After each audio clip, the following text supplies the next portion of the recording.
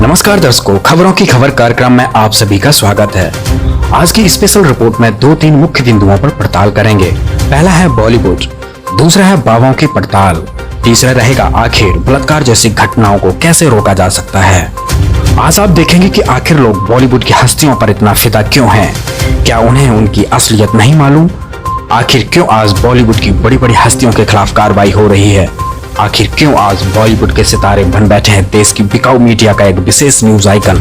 साथ ही हम आध्यात्मिक मुद्दे पर भी नकली धर्म गुरुओं द्वारा अंधश्रद्धा, भक्ति व पाखंड के फैलाव पर भी चर्चा करेंगे तथा इसकी सच्चाई से आपको परिचित करवा। बर्बाद करने वाली इन हस्तियों को कभी ब्रांड एम्बेसडर तो कभी बड़े ओहदे पर बैठा देखकर व्यवस्था पर शर्म आती है। जिन अभिनेत्रियों के लटके झटकों पर प्रधान सेवक से लेकर मंत्री संतरी सब फिदा होते गए, उनको इनकी अश्लीलता दिखाई नहीं देती। बॉलीवुड देश में अश्लीलता की गंदगी फैलाता रहा और वजीर से लेकर फकीर सब मौन धारण किए बैठे रहे। देश भर में चल रहे सभी अहम मुद्दों को छोड़कर आजकल देश की बिकाऊ मीडिया बॉलीवुड के मुद्दों पर ज्यादा ध्यान देकर अपने आप को संविधान के चौथे स्तंभ होने का मजाक बना रही है। आज समाज में अश्लीलता और नशा जैसे मामले चरम सीमा पर हैं। इसका पूरा क्रेडिट बॉलीवुड के सितारों को जाता है। आजकल की अश्लील पिक्चरें और गाने खुलेआम नशा और अश्लीलता को बढ़ावा दे रहे हैं। इसी कारण से आज देश की युवा पीढ़ी अभद्र भाषा का प्रयोग करने लगी है। यही कारण है कि देश में दिन प्रतिदिन सामाजिक अपराध जैसे कि बलात्कार, नशा, चोरी जारी आदि बढ़ते जा रहे हैं। प्रतिदिन देश में सैकड़ों बलात्कार के मामले सामने आते हैं। इसका पूरा क्रेडिट अश्लीलता फैलाने वाले हर उस इंसान को जाता है जो खुलेआम अश्लील कपड़े पहनकर घूमते हैं, जो अश्लील हरकतों से युवाओं के मन में अश्लीलता भरते हैं। आज मानवता का स्तर इतना गिर चुका है कि लोग व्यभिचार कर प्राय स्त्रियों के साथ गैर कानूनी संबंध बना लेते हैं। लेकिन आखिर यह सब पिछले कुछ दशकों से ही चरम सीमा पर क्यों पहुंचा है? जी हां दोस्तों, आपका अनुमान बिल्कुल सही है। इसका पूरा क्रेडिट बॉलीवुड की अश्लील पिक्चरों को जाता है, जिसने पश्चिमी सभ्यता को बढ़ावा देते हुए भारतीय संस्कृति को नष्ट किया है। यही कारण है कि देश में हर एक मिनट में बलात्कार की घटनाएं बढ़ रही हैं। बॉलीवुड के महानायक कहलाने वाले बड़े बड़े अभिनेता और अभिनेत्री खुलेआम अश्लीलता का प्रचार करते हैं। पार्टी ड्रग्स पार्टी में जाकर के नशीले पदार्थों का उपयोग करते हैं। अपनी फिल्मों में अश्लीलता, नशा और चोरी, रिश्वत और अन्य सामाजिक बुराइयों का प्रदर्शन कर युवाओं के मन को दूषित करते हैं। भोले भाले बच्चे स्कूल कॉलेज में ही चोरी जारी और नशा करना सीख जाते हैं। ये सब करतूत बॉलीवुड की है, जिसने हमारी युवा पीढ़ी को पथभ्रमित कर दिया है। बॉलीवुड की बड़ी हस्तियां खुलेआम सिगरेट और दारू के नशे में धुत होकर घूमती हैं। कई हस्तियां यह काम छुपकर चार दीवारी के बीच करना पसंद करती हैं, तो कुछ इसे खुलेआम करते हैं। कुछ अभिनेता तो इंटरव्यू के दौरान भी शराब और सिगरेट का प्रयोग करते हैं। वे कुछ इंटरव्यू में स्वीकार भी करते हैं कि वो नशा करते हैं। और कितने शर्म की बात है कि उन्हीं अभिनेता और अभिनेत्रियों को हमारी युवा पीढ़ी सुपरस्टार मानती है। इन तस्वीरों और वीडियोज को देखने के बाद आप अंदाजा लगा सकते हैं कि बॉलीवुड में बड़े से लेकर छोटी हस्तियां नशे और अश्लीलता फैलाने का मूल कारण है। अब हम आपको बताएंगे कि कैसे बॉलीवुड में भाई भतीजावाद वाली रीति पर चलते हुए बॉलीवुड के कई स्ट्रगलिंग अभिनेताओं का शोषण होता है। नेपोटिज्म बॉलीवुड में कई दशकों से चलता आ रहा है। बॉलीवुड की बड़ी हस्तियों की संतानों को बॉलीवुड में आसानी से काम मिल जाता है, लेकिन जिनके माँ बाप अभिनेता या अभिनेत्री या बड़ी हस्ती नहीं होते, उन्हें बॉलीवुड में काम नहीं मिलता। वर्तमान समय के ज्यादातर कलाकार भाई भतीजावाद के कारण ही आज बॉलीवुड में महानायक के पद पर बैठे हैं, या ये कह लीजिए कि आज की युवा पीढ़ी के सुपरस्टार हैं। ताज्जुब की बात तो ये है कि बॉलीवुड के सितारे ड्रग मामले में भी खुलेआम एक दूसरे का सपोर्ट करते नजर आते हैं। इनका कहना है कि बॉलीवुड में कोई भी ऐसा नहीं जो ड्रग्स न लेता हो। अगर सब लेते हैं तो क्या इसमें खराबी है? इनके मुताबिक सबके द्वारा यदि ये जहर लिया जाता है तो यह जहर नहीं रह जाता। हाल ही में एक्ट्रेस रिया चक्रवर्ती को एनसीबी ने ड्रग्स मामले में गिरफ्तार किया है, जिसके बाद बॉलीवुड की कई बड़ी हस्तियों ने आगे आकर सोशल मीडिया पर रिया का सपोर्ट किया और नशे को बढ़ावा दिया। साथ ही खुलेआम ट्विटर और इंस्टाग्राम पर गाली गलौच वाली पोस्ट भी डाली और उसका डटकर विरोध करे।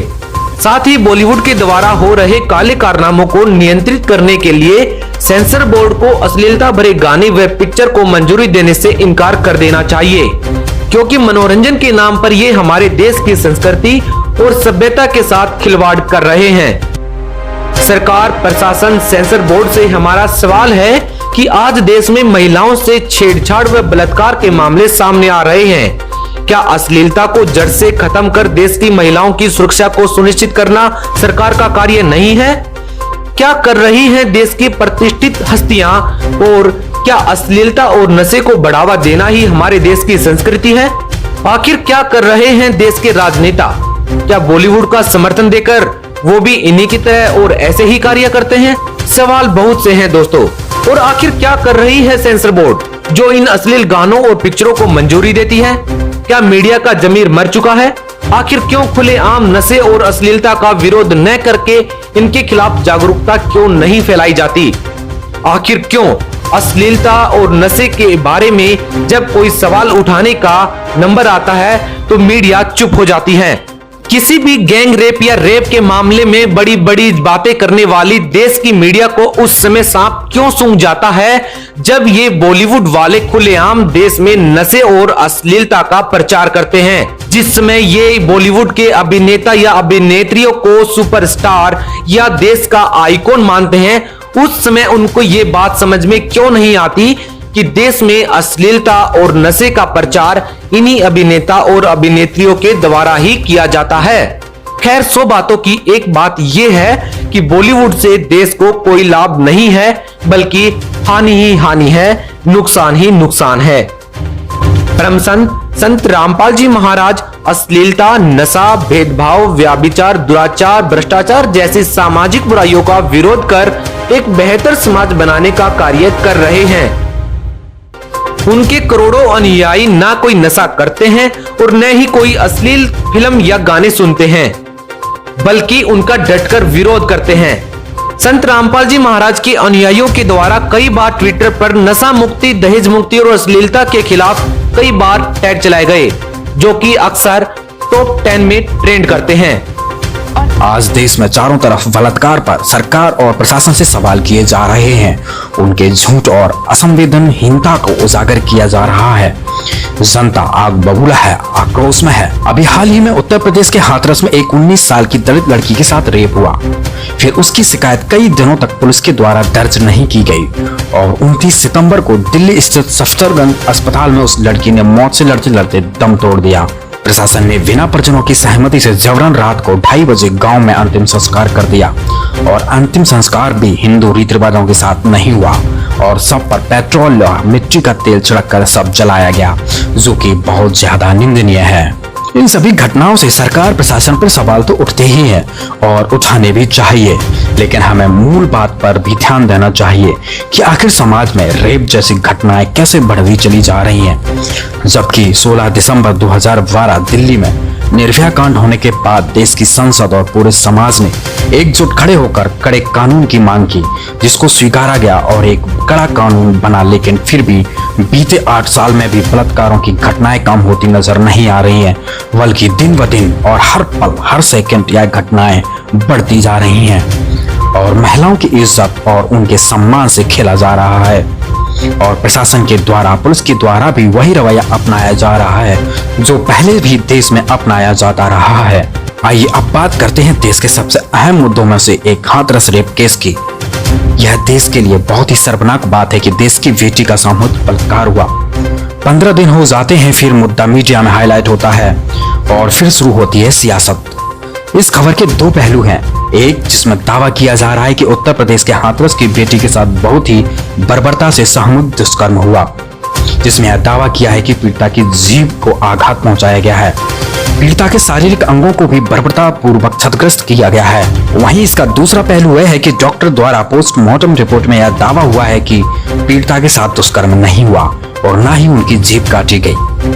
इस पर अब सियासत भी गरमाने लगी है। अभी हाल ही में कांग्रेस नेता राहुल गांधी और प्रियंका गांधी ने घटना स्थल का दौरा किया। यमुना एक्सप्रेस वे पर राहुल गांधी के साथ यूपी पुलिस ने धक्का मुक्की की, जिससे राहुल गांधी जमीन पर गिर पड़े। यह घटना देश के मौजूदा हालातों को बयां करती है कि अब देश में कोई भी सरकार के खिलाफ आवाज भी नहीं उठा सकता। ऐसे न्यूज की पड़ताल में यह पाया कि देश का चौथा स्तंभ मीडिया व सरकार इस बात को छुपाने की कोशिश कर रही है कि पीड़िता के साथ दुष्कर्म हुआ है। सरकार व मीडिया यह साबित करने की कोशिश कर रही है कि पीड़िता के साथ दुष्कर्म नहीं बल्कि उसकी हत्या हुई है, जबकि ऐसे न्यूज की पड़ताल में यह पाया गया कि देश का चौथा स्तंभ मीडिया व उत्तर प्रदेश सरकार इस बात को छुपाने की कोशिश कर रही है कि पीड़िता के साथ दुष्कर्म हुआ है।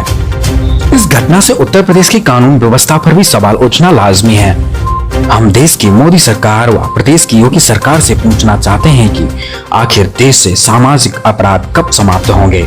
एक और सवाल भारत सरकार से करना चाहेंगे, क्या बलात्कार जैसी घटनाओं को रोकने के लिए कानून के अलावा क्या दूसरे भी पहलू अपनाने चाहिए?